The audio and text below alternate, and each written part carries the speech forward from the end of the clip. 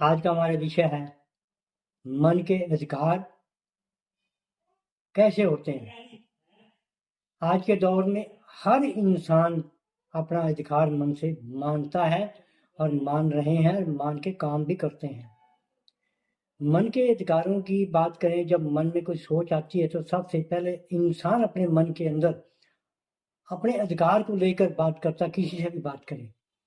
सबसे पहले अधिकार की बात करें तो सबसे पहले माँ बाप के और बच्चों के अधिकार की बात करें। माँ बाप हमेशा एक अपना अधिकार रखते हैं कि ये बच्चे हमारे हैं, हमने पाले हैं, हमने पढ़ाए हैं। उनका एक अधिकार होता है उनकी सेवा करना, पढ़ाना, देखभाल करना। ऐसे ही बच्चों के अधिकार होते हैं अपने माँ बाप की रक्षा करना, बुढ़ापे में उनका साथ देना, उनके साथ बैठ के बातचीत करनी।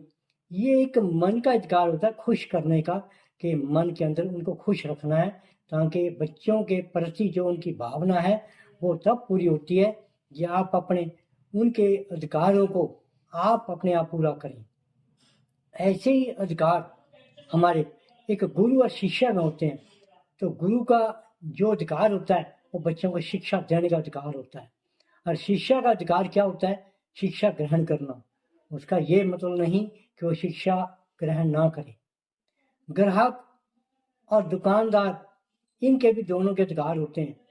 दुकानदार का अधिकार होता है अपनी चीज को सही मूल्य पर बेचना, और ग्राहक का अधिकार होता है सही चीज को अपने मन से उसकी जांच पड़ताल करके खरीदना, उसके मन का अधिकार होता है।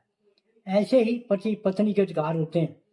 पति का अधिकार ये नहीं कभी होता कि शादी होगी तो जो मैं कहूँ वो वही काम होना चाहिए। हमेशा दोनों के आपस में बराबर अधिकार होते हैं। जितना अधिकार पति का होता है उतना ही पत्नी का अधिकार होता है।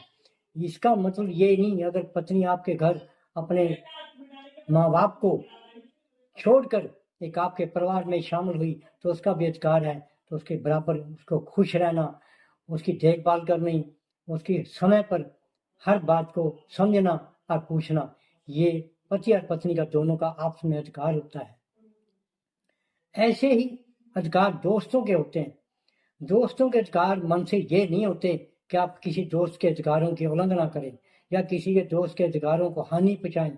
तो हमेशा अगर दो दोस्त बनते हैं, दोनों आपस में अपने अधिकारों को समझते एक दूसरे की इज्जत करते हैं और इज्जत से बैठते हैं, यही सबसे बड़ी दोस्ती होती है।